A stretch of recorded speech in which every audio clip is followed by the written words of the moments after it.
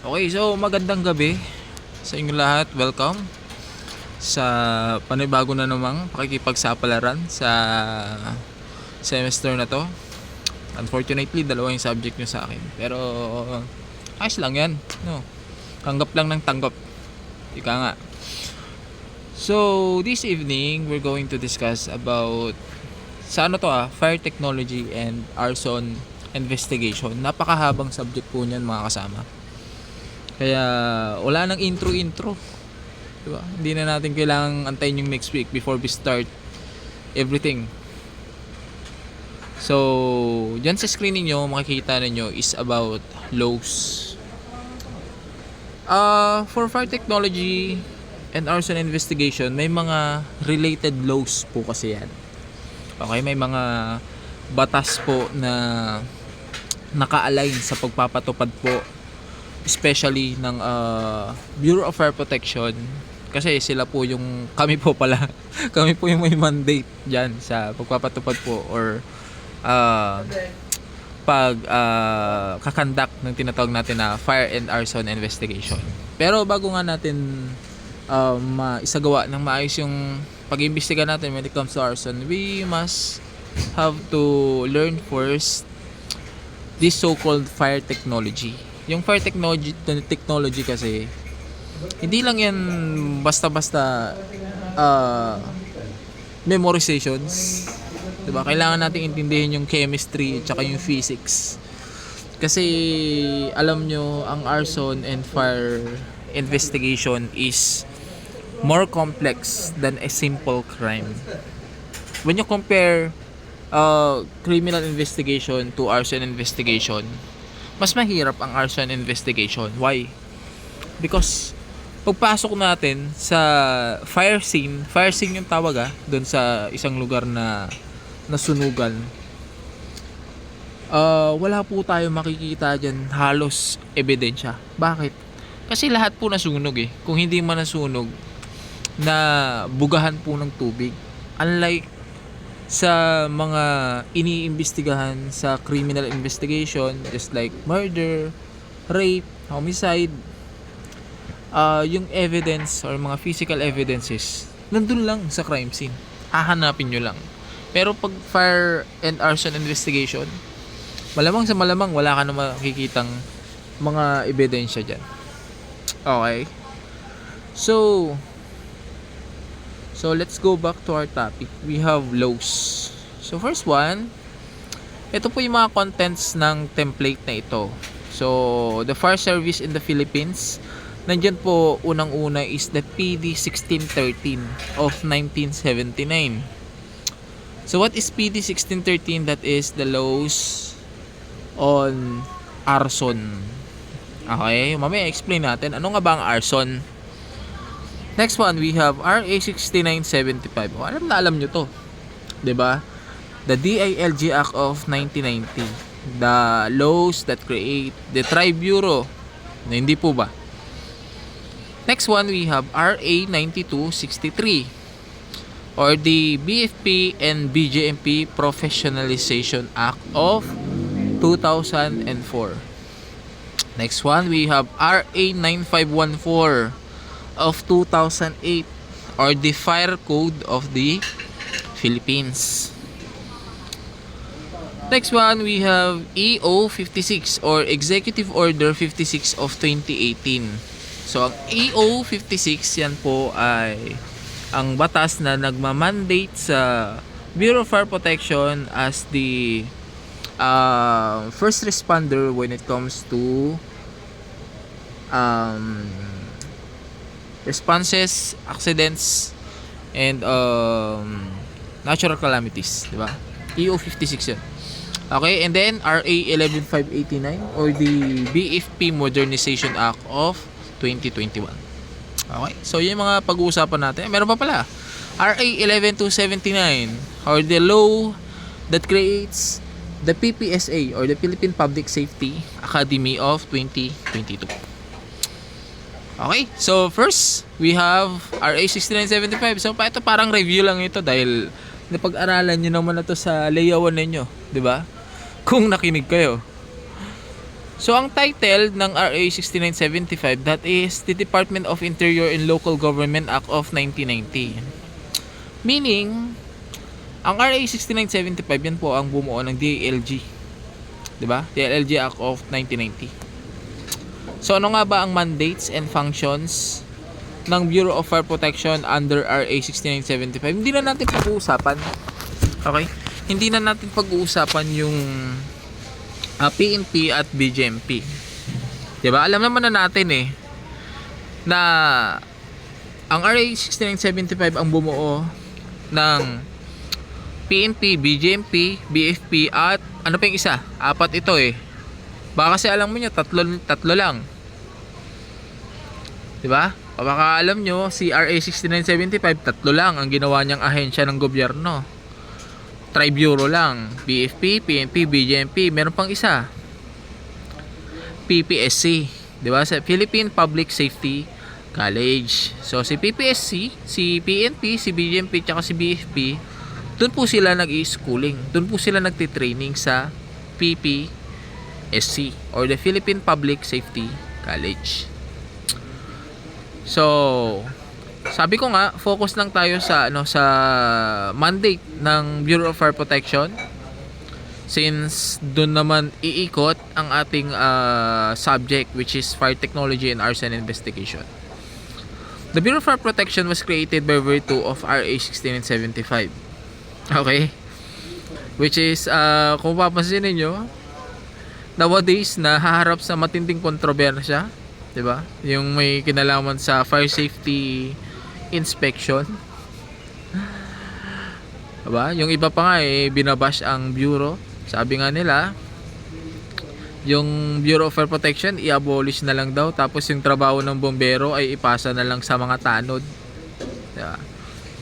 Malaki naman ang tulong ng mga tanod, pero yung mga kawani ng Bureau of Fire, hindi naman po yan basta-basta na lang, 'di ba? May mga kanya-kanya pong mga eligibilities at expertise po yan. Since ang Bureau of Fire Protection ay hindi lang po tagapatay ng sunog, for your information. They are also, aside from enforcing the Fire Code of the Philippines, they are also well trained sa tinatawag natin na tri-skills. Pag sinabing tri-skills, it composed of, una, ito yung alam lang ng karamihan ng mga tao, fire suppression. 'Di ba? Ang alam lang mga tao, since Bureau of Fire Protection, tagapatay lang ng sunog. Pero ang fire suppression is just one skill. Isa lang 'yan sa trabaho ng Bureau of Fire, at napakaliit lang po niyan kung per percentage mo ito into ay 100, siguro nasa 10% lang 'yun, dahil napakabihira lang naman talaga ng sunog, 'di ba? Hindi po dyan nakafocus ang trabaho ng Bureau of Fire. Okay, that is the first skill, fire suppression, o yung tinatawag natin na firefighting. Second one, we have, sa firefighting, kadalasan ang nilalagay po dyan yung yung mga graduate ng criminology. Diba? Kasi masanay tayo sa mga ganyang klase ng trabaho. Yung bang ginagamitan ng pwersa, since napakahirap mag-apula ng sunog. Nakakapagod. Okay? Next one, we have EMR, or yung tinatawag natin na Emergency Medical Response. Diba? Si Bureau of Fire Protection, they are, sabi ko nga, according to Executive Order 56, they are the first responder. Okay? Ibig sabihin, pag may mga aksidente na nagaganap sa kung saan, sa kalsada, may nangyaring trahedya, may nangyaring natural calamities, that is a duty of Bureau of Fire Protection according to Executive Order 56. 'Di ba? Kasi nga well trained po sila because of EMR, yung tinatawag natin Emergency Medical Response. Kasama po yun sa training nila. And last one is the BRRT, or the Basic Rope Rescue Training. 'Di ba? Yung mga rescuer, usually yung mga gumagamit po ng mga tali, 'di ba? Mga sanay sa rappelling, 'di ba? Para mag-rescue. Yan. So, yan po yung training na ginagawa nila is BRRT. So, sa BRRT, Diyan po expert yung elite force ng BFP, which is the SRF, yung Special Rescue Force. Si BFP, si PNP at saka si BGMP kasi may mga elite force po yan. Tama? So ito, alam nyo na, si PNP, that is, ang elite force nila is SAF. Tama? Special Action Force. Si BGMP naman, STAR, or the Special Tactics and Response, the BGMP STAR. While si BFP naman, si SRF, the Special Rescue Force. Okay. Si BFP SRF, paano mo lang? Si BFP SRF po, sila po yung elite force ng pasensya na wala tuloy ako. Binas. Woo! Yeah.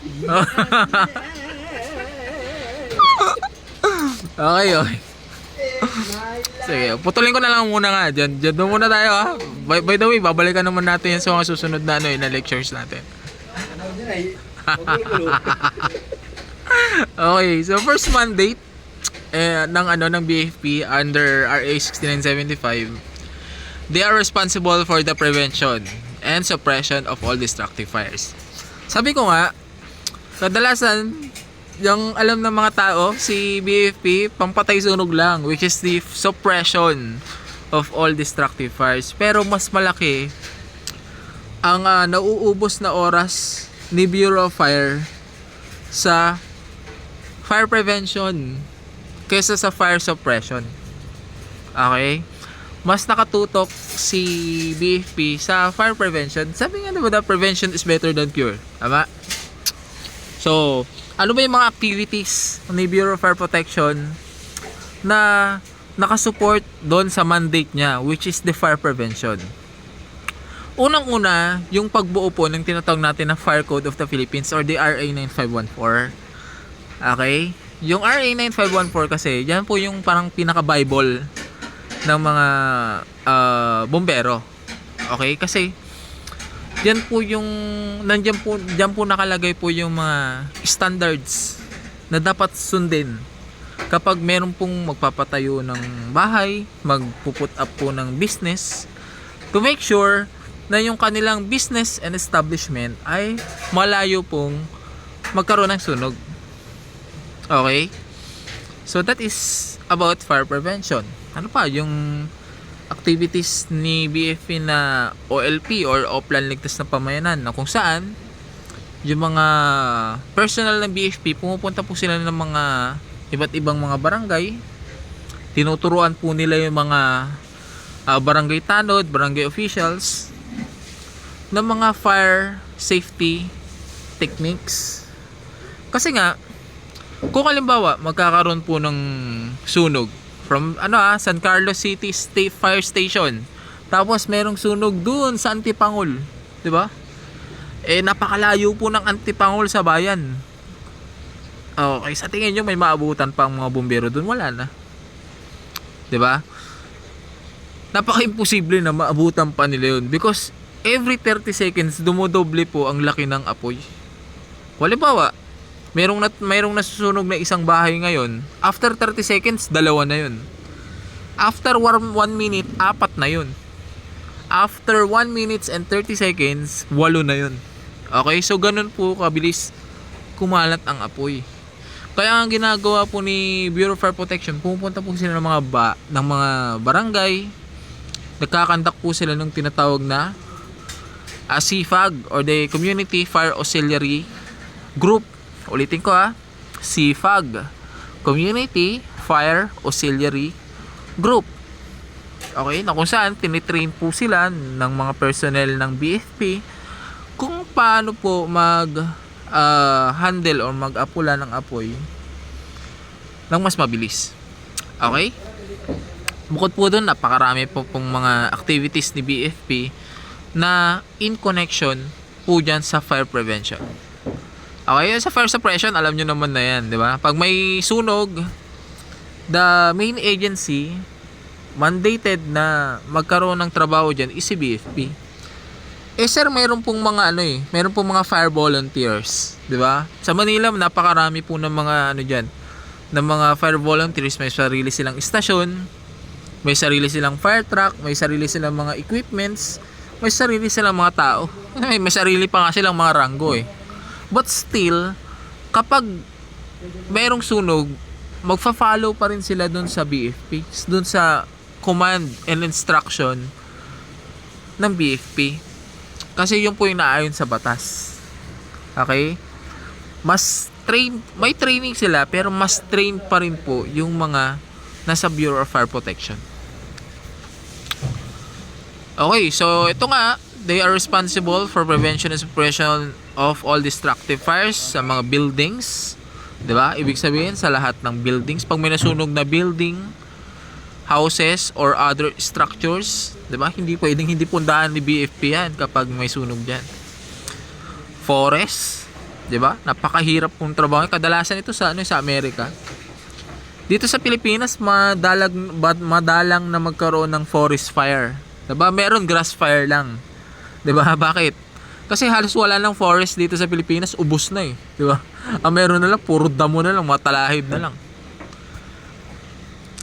Ano pa? Land transportation vehicles and equipment. Okay, so according to RA 6975, kapag may mga nasusunog na mga yun nga, yung mga sasakyan, 'di ba? Tricycle, bus, jeep, kung ano pa. Barko, okay? Barko kung nakadaon sa pier, kung naka-arko pa siya. Yes, trabaho po ni BFP na naapulahin yan. According to RA 6975. Sir, paano kung yung barko nasa gitna na ng dagat tas nagkaroon ng sunog? Trabaho pa ba ni BFP yan? Yes. Pero that is according to RA 11589 na. Hindi na siya according to RA 6975. Kumbaga, parang dinagdagan siya, ni-revise po siya. Okay? Amended, sorry. Inamend siya nung RA 11589. Kung dinagdagan yung trabaho, that is RA 11589. Ano pa? Ships, vessels, dock, at pier. Ito yung sasabi ko. Mga ships, vessels, diba? Mga barko, bangka, okay? Yate, basta naka-dock. Okay, ibig sabihin, nandun pa sa pier. Wala pa siya sa gitna ng dagat. Tapos nagkaroon ng sunog. Trabaho po ni BFP na apulahin yung sunog dyan.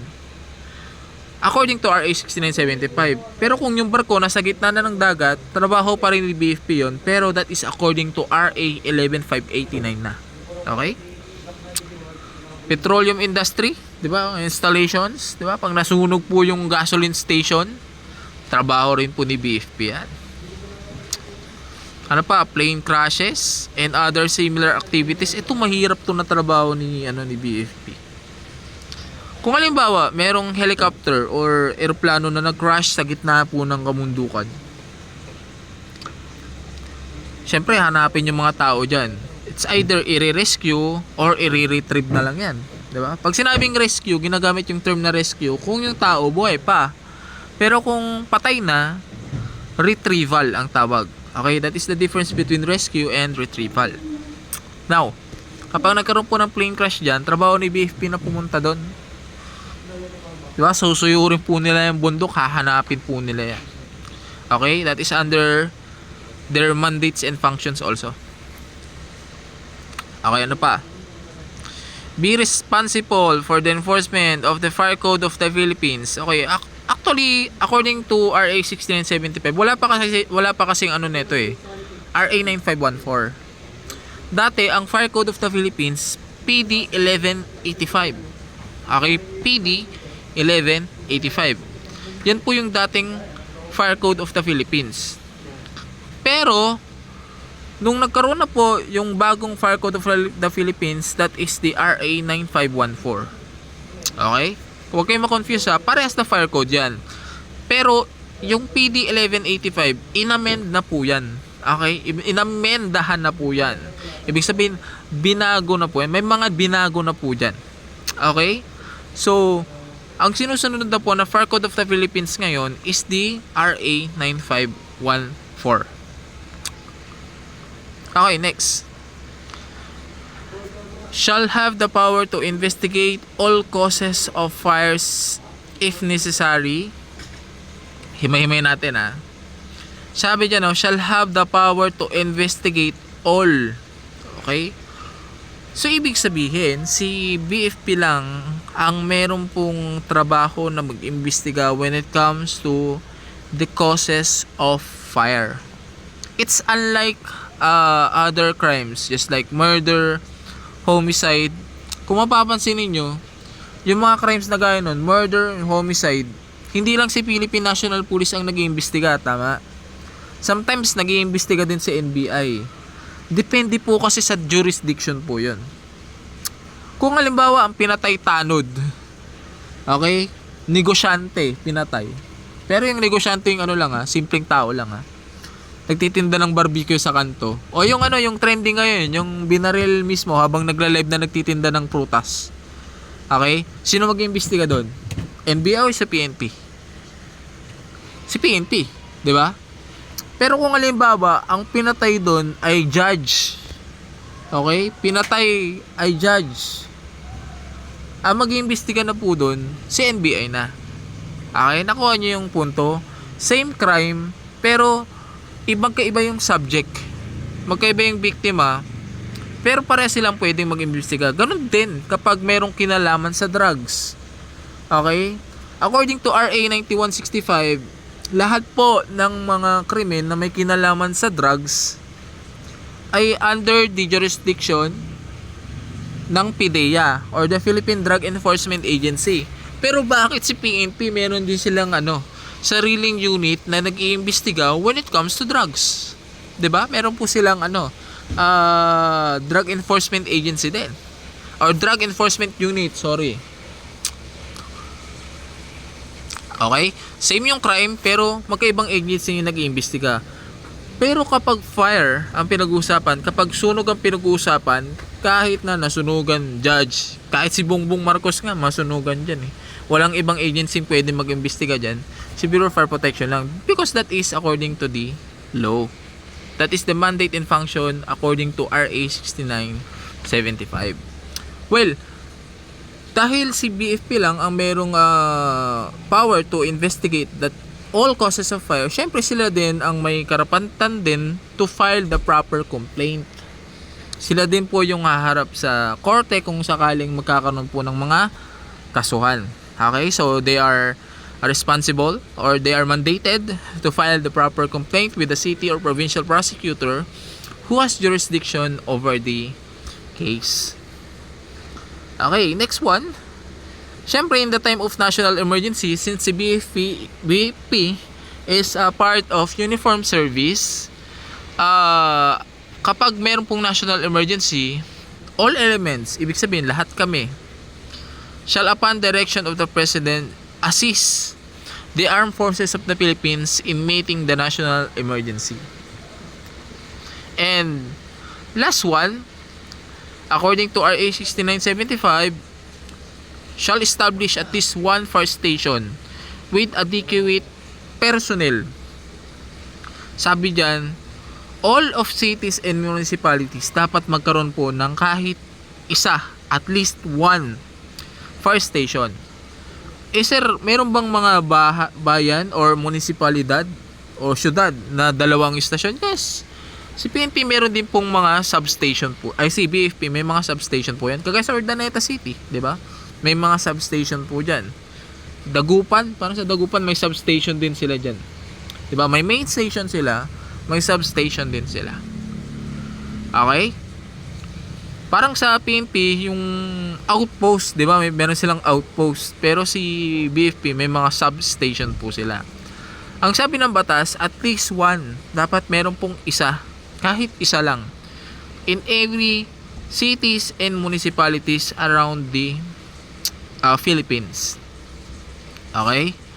So, all station or all cities and municipalities shall have at least one fire station with adequate personnel. Sir, paano natin malalaman kung adequate yung personnel ng isang fire station? Of course, that is depend to the number of fire truck. Okay? 'Di ba sa PNP, ang ratio po nila is 1:500, 1:700, and 1:1000 if I'm not mistaken. 1:500 kung sa urban places, 'di ba? Sa mga syudad, halimbawa sa Manila. Ang ratio po diyan sa isang pulis dapat ay sa bawat 500 na constituents or population, dapat merong isang pulis. 'Di ba? Kung hindi ko lang kung updated na 'yon ngayon kasi syempre hindi ko na masyadong pinag-aaralan 'yan. Hindi naman ako nagtatrabaho sa PNP. Pero during our time nung nagre-review kami, ganun 'yon, 1:500 kapag highly populated area.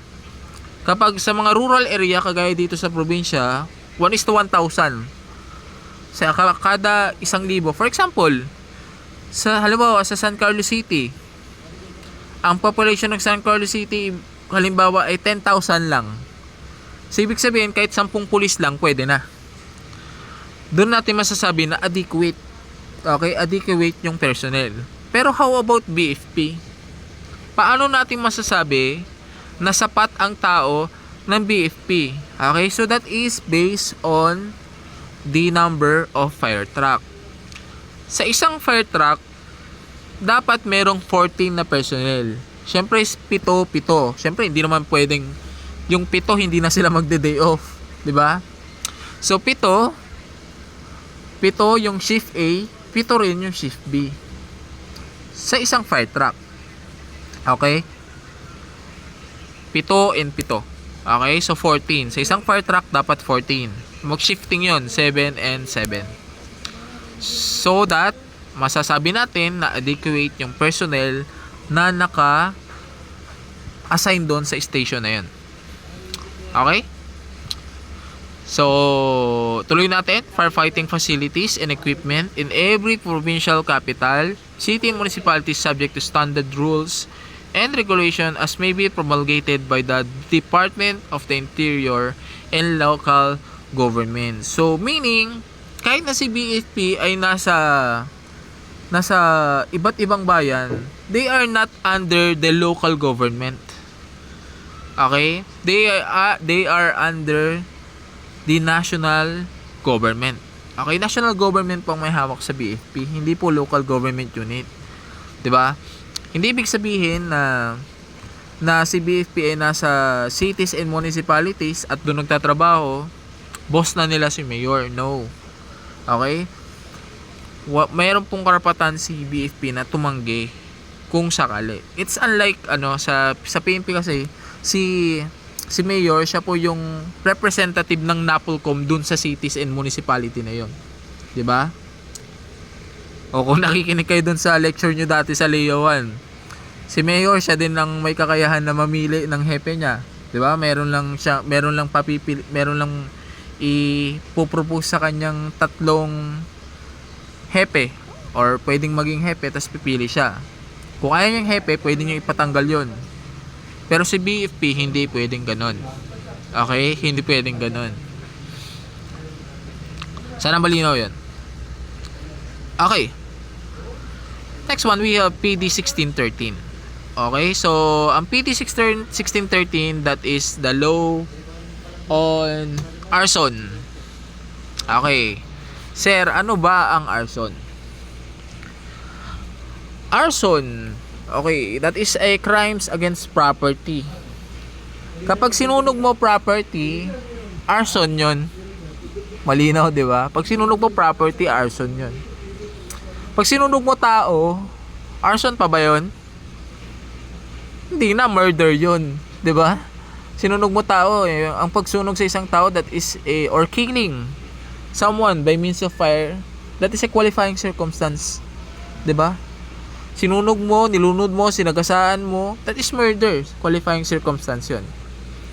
Pero kapag sinunog mo property, that is arson. Rule of the thumb, basta intentional, arson yan. Okay, malinaw? Sir, paano pag di sinasadya, tapos nasunog, arson ba yun? Hindi. Kasi nga, rule of the thumb nga, basta sinunog, sinasadya, intentional, with malice, doon natin masasabi na arson yun. Pero kung hindi sinasadya, hindi yun arson. Okay? Maghanap ka na ng pwede mong ikaso, pero hindi yun arson. It could be a culpable crime. Culpable. Okay? By means of fault, negligence, or imprudence. Pwede. 'Di ba? Kasi hindi sinasadya. Pero pag sinasadya, matik arson yan. Alam niyo naman na siguro ang pinagkaiba ng dolo at kolpa, no? Kaya third year na kayo. Pag sinabing dolo, intentional. Pag sinabing kolpa, 'di ba? With fault. 'Di ba? Dolo means deceit, kolpa means fault.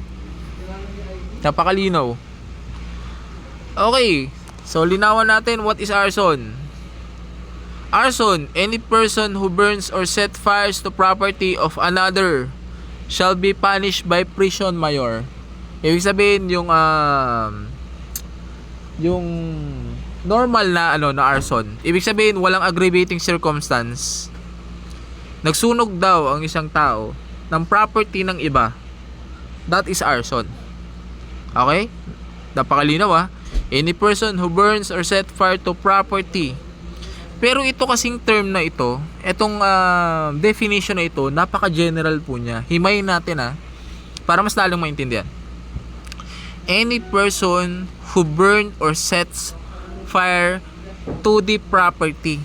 Pag sinabing property, gamit yan, di ba? Sinunog mo yung bahay, arson ba yon? Yes. Sinunog mo yung palayan, arson ba yon? Yes. Sinunog mo yung palaisdaan, arson ba yon? Yes, kung masusunog mo, arson yun. Di ba? How about sinunog mo yung damit? Makukulong ka ng prison mayor. Susunog ka lang ng damit. Halimbawa, nag-away kayo ng boyfriend mo. Nagalit ka, sinunog mo yung damit niya. Okay, pwede ka nang kasuhan ng arson? Pwede ka nang makulong ng prison mayor. Prison mayor, ilang taon yun na imprisonment? 6 years and 1 day to 12 years. Tama ba? Nagsunog ka lang ng damit Pwede ba yon? Makukulong ka na ng 6 na taon hanggang 12 taon? Hindi, di ba? Kasi nga pag sinabing property, meron dalawang klase dyan. First one, we have what we call real property. Pag sinabing real property, ito po yung mga property na hindi mo pwedeng ilipat kung saan-saan. 'Di ba? Kagaya ng bahay, palayan, 'di ba? Simbahan, eskwelahan, 'di ba? Pag sinulog mo yung mga intentional, that is arson. Real property kasi 'yon. Pero pag sinabi naman na personal property, ito po yung mga property na pwedeng ilipat kung saan-saan. Ibig sabihin portable. Halimbawa, mesa, upuan, damit, short, suklay, cellphone, sinunog. Hindi po yan arson. Anong pwede kaso? Sinunog yung damit mo. O sinunog yung brief mo na merong tatak ng Hello Kitty. Hello Kitty. Anong pwede kaso? Arson ba? Hindi, di ba? Kasi nga, personal property yun Portable property yun. Di ba? Or malicious mischief. Okay, yun yung pwedeng ikaso. Kapag personal property naman ang sinunog. Okay, sana malinaw yan The same penalty shall be imposed when a person sets fire to his own property. Hindi lang pala kapag sinunog mo yung property ng iba, arson yun. Kahit pala yung property mo, sarili mong property, sinunog mo, pwede ka rin kasuhan ng arson. Wow. Halimbawa, bahay mo. Di ba? Trip mo, sinunog mo. Di ba? Pinagtripan mo, sinunog mo yung bahay mo. Kasi gusto mong palitan ng bago. Pwede ka pa rin palang kasuhan ng arson. If, under circumstances which expose to danger the life or property of another. Example. Halimbawa, meron kang bahay. Ngayon, sinunog mo. Pero yung kapitbahay mo, yung bahay niya gawa kasi sa light materials. Ibig sabihin, malaki ang possibility na madadamay yung bahay niya. Pwede ka ba niyang kasuhan ng arson? Yes, pwede. Napakalinaw, sabi po ng batas. Under PD 1613, even if sinunog mo yung sarili mong property, kung yung pagsunog mo sa property mo can expose other property into danger, pwede ka po nilang kasuhan. Sila ang magkakaso ng arson sa'yo. Okay? By the way, balikan natin yung kanina. Yung property, meron tayong dalawang kinds, di ba? May dalawang klase. We have real property and we have personal property. Sabi ko, pag sinabing real property, pag sinunog, ito po yung mga bagay na hindi mo pwedeng ilipat kung saan-saan, di ba? Bahay, simbahan, eskwelahan, buildings, palayan, da? Pag sinunog, that is arson. Pag personal property, ito naman yung mga bagay na pwede mong ilipat-lipat kung saan-saan. How about kotse, motor? Halimbawa, sinunog yung motor mo, malicious mischief ba yun? Kasi pwedeng ilipat kung saan-saan ang motor, di ba? Kotse, pwede mong ilipat kung saan-saan. Okay? Malicious mischief ba yun? Parang ang baba, no? Pag malicious mischief lang. Yes.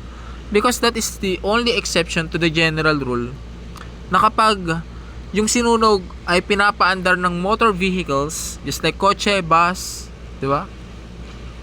Motor, truck, di ba? Ang sinunog, even if that is considered portable or pwedeng ilipat kung saan-saan, so as long as yan ay pinapatakbo ng motor vehicle, papasok po yan sa arson. Okay? That is the only exception to general rule. Tandaan po. Next.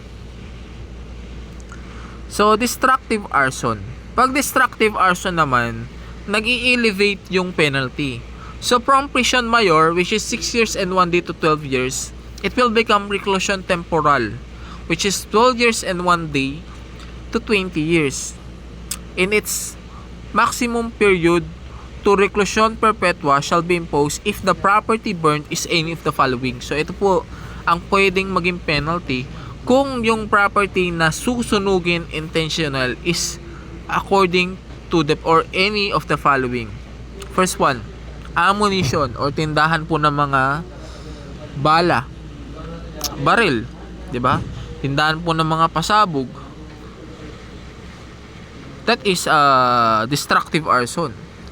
Kasi pag yan ang sinunog mo, very destructive talaga ang mangyayari. Mantakin mo, tindahan ng bala, tindahan ng baril, di ba? Tapos sinunog mo. Malaki ang possibility na makadisgrasya ito ng mas matindi. Kaya matindi rin ang penalty. Any archive. Kasi pag sinabing archive, nandiyan po yung mga important na mga documents eh. Pag sinunog mo, destructive arson po yan. Museum, di ba? Pag museum kasi, nandiyan po yung yung mga artifacts, di ba? Yung bang mga gamit galing sa kasaysayan, sa museum nilalagay yan, di ba? Parang yung mga paintings ni Mona Lisa, di ba? Kapag sinunog mo yung pinaglalagyan yan, destructive arson po yan. Whether public or private or any edifice. Pag sinabing edifice, yan po ay farm or taniman devoted to culture, education, or social services. Any church or place of worship, di ba? Simbahan sinunog, or kahit kapilya, because that is considered a place of worship. That is considered a destructive arson also. Any train, airplane, aircraft, di ba? Helicopter, jet, UFO, di ba? Pag sinunog po, arson yan, destructive arson. Vessel, di ba? Barko, yate, di ba? Ano pa? Conveyance for transportation of person or property. Any building where evidence is kept for use in any legislative, di ba? Halimbawa, House of Congress sinunog. Judicial, halimbawa, yung korte, okay? Sinunog mo. Administrative or other official proceedings, munisipyo, sinunog mo, di ba? Destructive arsons yun. Ano pa? Any hospital, hotel, dormitory, lodging, house, housing tenement, shopping center, public or private market, theater or movie house, or any similar place or building. Once you burn it, that is destructive arson. Siyempre kasama din dyan yung mga buildings whether used as dwelling. Pag sinabing dwelling guys, yan po ay tirahan. Diba? Parte po ng tirahan. Dwelling. So other cases of arson, siyempre penalty parehas pa rin. Reclusion temporal to reclusion perpetua shall be imposed if the property burned is any of the following: offices of the government, diba? Munisipyo or istasyon, di ba? Istasyon ng BFP, PNP, di ba? Sinunog mo. Any inhabited houses or dwellings, even pala yung yung pag may sinunog ka ng isang bahay kahit na hindi na tinitirhan, that is other cases of arson. Any industrial establishment, shipyard, oil well, mine shaft, platform or tunnel. Plantation, farm, pasture land, growing. Hindi ko na itatagalog since matanda naman na kayo, di ba? So basahin lang natin. Any rice mill, sugar mill, cane mill or mill central, and last one, any railway or bus station, airport, wharf or warehouse. So mataas po ang penalty dyan, that is reclusion temporal to reclusion perpetua. Actually, nung buhay po yung death penalty, alam niyo naman death penalty, ba? That is the capital punishment during the time of Erap Estrada, di ba? Maraming ang doon maraming ang na punishment doon Yung ginagamit nila sa death penalty noon is the lethal injection. Kung naabutan nyo pa, lethal injection, yung tutusukan lang ng gamot yung criminal tapos mamamatay na siya. Okay? Mamamatay na siya. Arson is one of the heinous crimes. Okay? Arson is considered a heinous crime during the time of Erap Estrada. Na kung saan, kapag nakapag-commit ka ng arson, ang penalty mo ay kamatayan agad. Okay? Lethal injection ka agad. Because that is considered heinous crime nga. Pero na-abolish siya ang death penalty ng RA 7659, if I'm not mistaken. RA 7659. The law that abolished the death penalty. Kaya nangyari, ang penalty na lang for arson is, ang pinakamataas is reclusion perpetua. Alam niyo naman yan, that pag sinabing capital punishment, yun yung pinakamataas na punishment na pwedeng ibigay sa isang criminal offender. Okay? Next. So, meron naman tayong iba't ibang sitwasyon na kung saan tinatawag na special aggravating circumstances.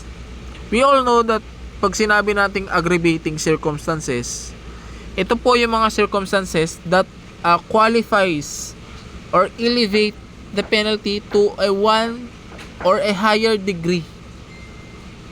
Instead na ang penalty ay mababa, madadagdagan yung penalty niya because of aggravating circumstances. Diba? Alam nyo na to. The GMA. Justifying, exempting, mitigating, alternating, and aggravating. Diba? So, ito po yung mga sitwasyon. First one, if committed with intent to gain. Meron kasi tayong tinatawag na gun for hire. Tama? Yung mga hired killer. Halimbawa, si A, inutusan niya si B na patayin si C. Bibigyan kita 100,000, patayin mo si C. That is gun for hire, di ba? Ay mga hired killer. Okay? Sa arson naman, meron pong tinatawag na fire for hire.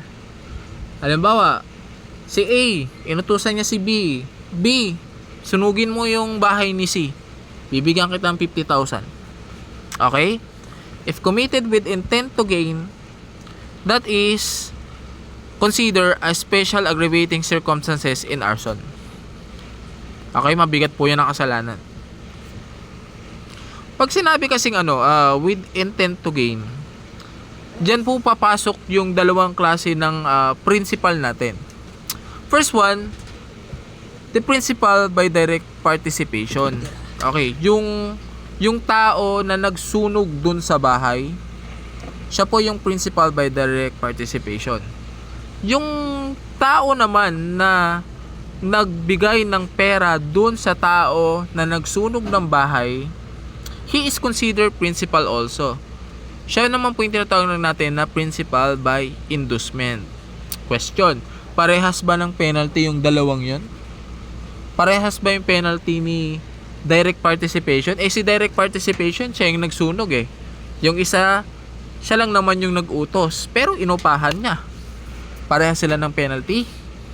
Yes, parehas sila ng penalty. Okay? Pare-parehas po ng penalty yan. So, number 1, if committed with intent to gain, that is special aggravating circumstances in arson. Next one, if committed for the benefit of another. Diba? So, parang ganun din. Okay? Pinaliwanag ko na kanina. Third one, if the offender is motivated by spite or hatred towards the owner or occupant of the property burned. This is one of the difference between arson into other crimes. Ito kasing sitwasyon na to, ito yung tinatawag natin na crimes by passion. Okay? Ibig sabihin, yung isang tao, nakakapag-commit siya ng crime because of his emotion or feelings. Kung halimbawa, yung isang tao ay nakapatay dahil sa sobrang galit, halimbawa, napatay yung isang tao dahil sa sobrang selos, sa sobrang galit. Okay? Yung circumstances na yon, it could mitigate his crime. Ibig sabihin, mapapababa yung penalty. Kapag crime of homicide yung ginawa niya, crime of homicide, crime of murder. Pero kapag sa crime of arson, kapag meron pong hatred, meron pong emotion na nagtutulok sa isang tao na gawin yung pagsunog sa property ng ibang tao, it could be considered as a special aggravating circumstance. So, magkaiba po yung trato ng batas sa kanilang dalawa. Ulitin ko. Kapag ang crime na nakumit mo is other than arson, at nagawa mo yung crime na yon because of your feelings, your emotion, crimes by passion, it could be used as a mitigating circumstances pagdating sa korte. Ibig sabihin, yung penalty mo ay mas mapapababa. Okay, pwedeng gamitin yun as a mitigating circumstances. Pero for the crime of arson, kapag meron kang emotion, feelings, or crimes by passion na sunugin ang property ng ibang tao, syempre with intent po yan, it could be used as a special aggravating circumstances. So, instead na bababa yung penalty mo, mas tataas pa. Okay, yun yung pagkaiba nila. Pag pinagkaiba nilang dalawa. Okay? Next one. If committed by a syndicate. Okay, question. Paano mo maituturing na ang isang grupo ay sindikato? At least 3. 'Di ba? So kahit 3 lang kayo, pwede na kayong matawag na sindikato. Pwede na kayong makabuo ng sindikato. 3. Okay? 3 kayo. Pinag-usapan nyo na sunugin ang property ng ibang tao. That is special aggravating circumstances in arson. Maliwanag. Okay? The offense is committed by a syndicate if it is planned. Okay? Ibig sabihin, planado or carried out by group of 3 or more person. Okay, tandaan nyo baka magka-quiz kayo next week agad-agad. Wala tayong sasayangin na oras mga kasama. Masyadong mahaba tong subject na to, sinasabi ko sa inyo. Okay?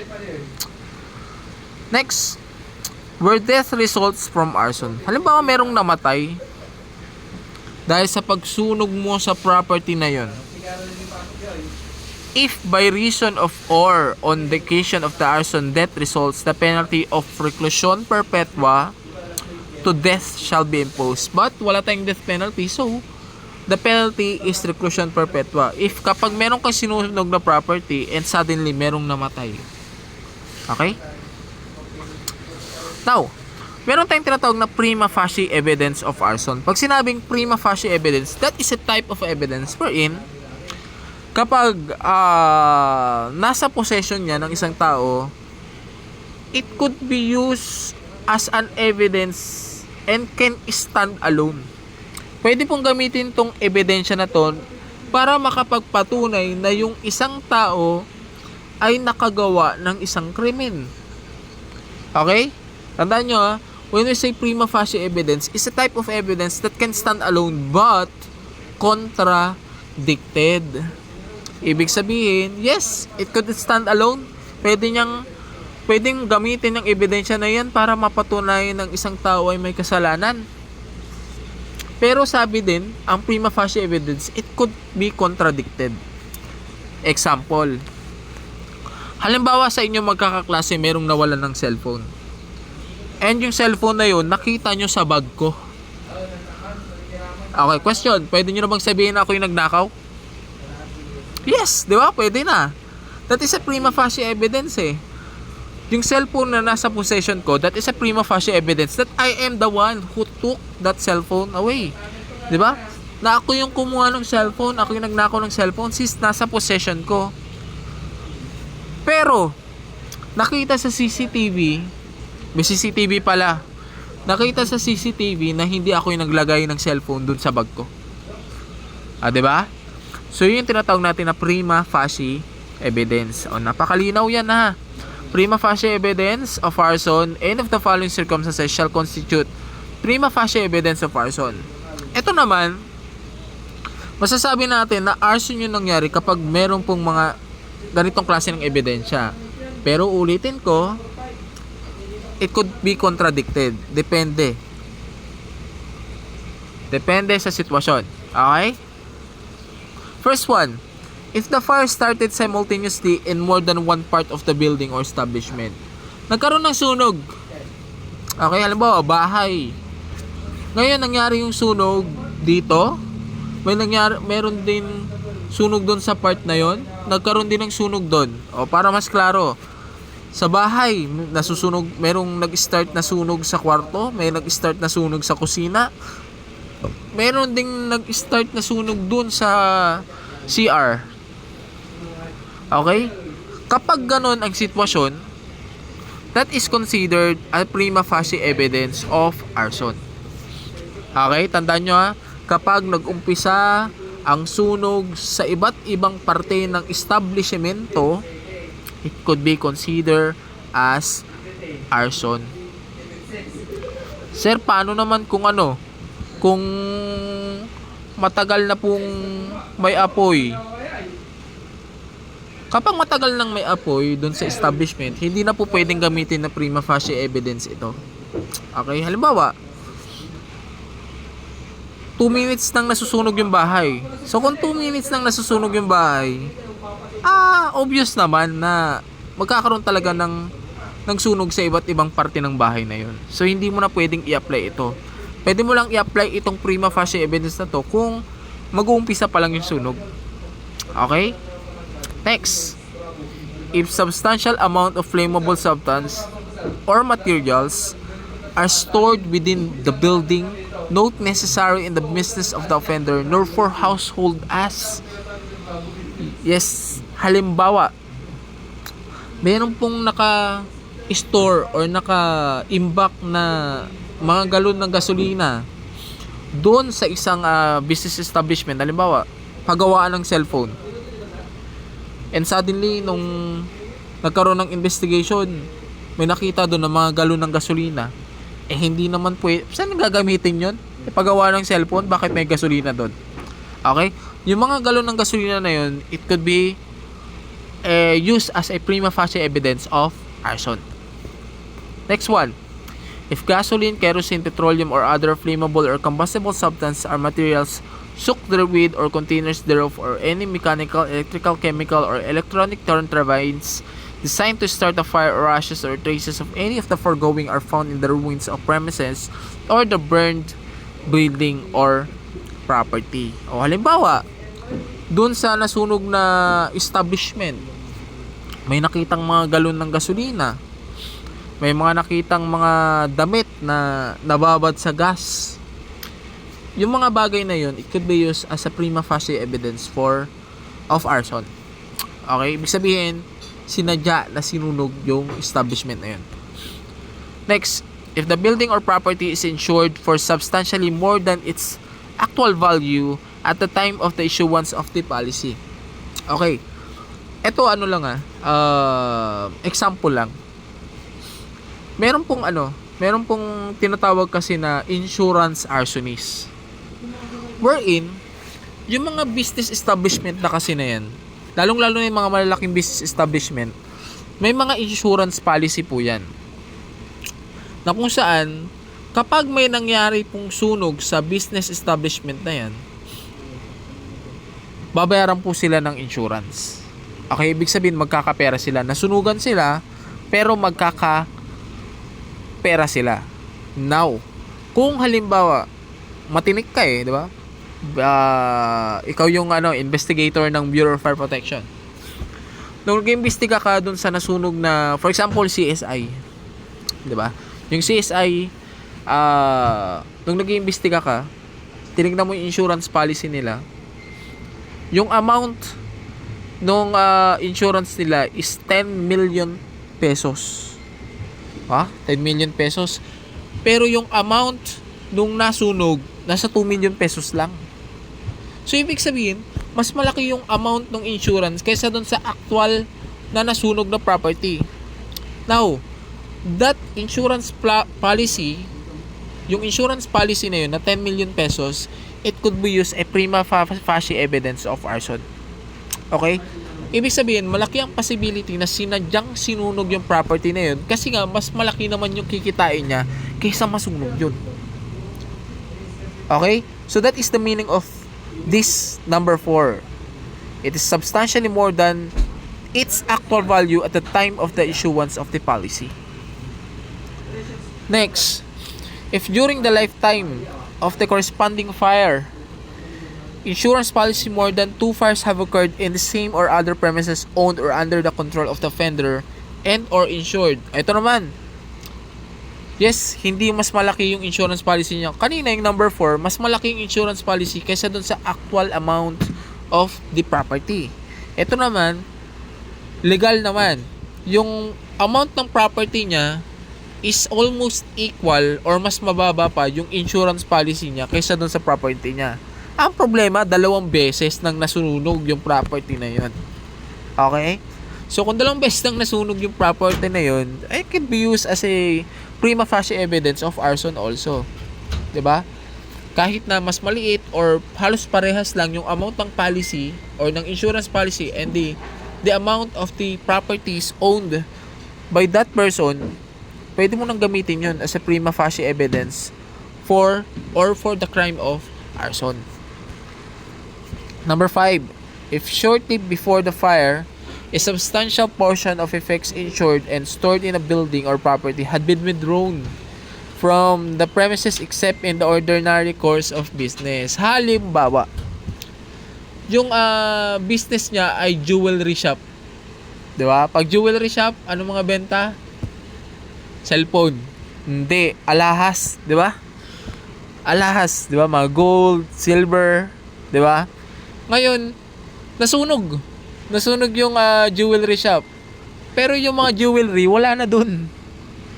Okay? So, pag ganun yung nangyari, nasunog yung jewelry shop, pero wala naman yung mga jewelry nung nasunog dun, it could be used as a prima facie evidence of arson also. O, isa pa. Halimbawa, yung tindahan ay, yung pwesto ay tindahan ng mga mamahaling or branded na damit. Branded na damit yung mga Nike, ano ba yung mga branded na damit? Adidas, diba? Adadis. Basta yung mga branded na damit. Yun yung mga binibenta sa pwesto na yon. Ngayon ang nangyari, ginawa nung may-ari, tinanggal niya yung mga branded na damit, pinalitan niya ng mga ukay-ukay at saka nasunog yung yung pwesto. Okay? So by that matter, pwede nang gamitin yon as a prima facie evidence for the crime of arson. Okay? Next, If demand for money or other value consideration was made before the fire in exchange for the desistance of the offender or for the safety of the person or property of the victim. O, halimbawa, kapag di ka nagbigay ng pera, susunugin ko yung bahay ninyo. Di ba? Ganyan. Nagdidemand ng money in exchange or consideration na hindi susunugin yung property or establishment ng ibang tao, at ang nangyari, nasunog yung property na yun kasi hindi sila nagbigay ng pera. Yung taong nagbanta doon sa biktima, yung sitwasyon na yun, na nagbanta siya, it could be used as a prima facie evidence for the crime of arson. Okay. Next. Ilan na? O, 1 oras na pala. Conspiracy to commit arson. Pag sinabing conspiracy, in Tagalog or Filipino, sabuatan. 'Di ba? Kumbaga umpisa pa lang meron ng pagpaplano. Okay? Magkaiba ang conspiracy sa tinatawag na accessory. 'Di ba? Si conspiracy umpisa pa lang meron na silang pagpaplano. Okay? So, dito naman, conspiracy to commit arson. Conspiracy to commit arson shall be punished by prison mayor in its minimum period. Confiscation of object of arson, the building which is object of arson, including the land on which it is situated, shall be confiscated, escated to the state unless the owner thereof can prove that he has no participation in nor knowledge of such arson, despite the exercise of due diligence of his part. Okay, paliwanag natin. Kapag ang nasunog na property ay private property, okay? Private property Private property, nasunog. Before po, kasi imbestigahan pa yun di ba? Lalagyan pa yun ng kordon. Before ibalik yan sa may-ari, kailangan munang matapos yung investigation. Okay? So, after investigation, ibabalik po yan sa may-ari. Kailangan i-prove muna, may prove muna na wala pong kinalaman yung mismong may-ari dun sa sunog. Sir, how about public property? Halimbawa, school na sunog. After investigation, kanino ibabalik yung possession ng school na nasunog? Sa principal? Hindi. Sa administrative ng munisipyo. Kay admin. Okay? Kay administrator ng munisipyo. Sa kanya po ibabalik yung any public property na masusunog or nasunog. Okay? So, hanggang doon na lang muna tayo. Tuloy na lang natin ng discussion natin bukas. Okay? So, sana may mga natutunan kayo sa gabing ito. By the way, next week, magkakaroon tayo ng ng quiz agad, syempre. Quiz agad tayo. Para hindi naman ako lugi. Prepare payment for your quiz and syempre for your notes. Yun lang. Have a nice evening sa inyo lahat.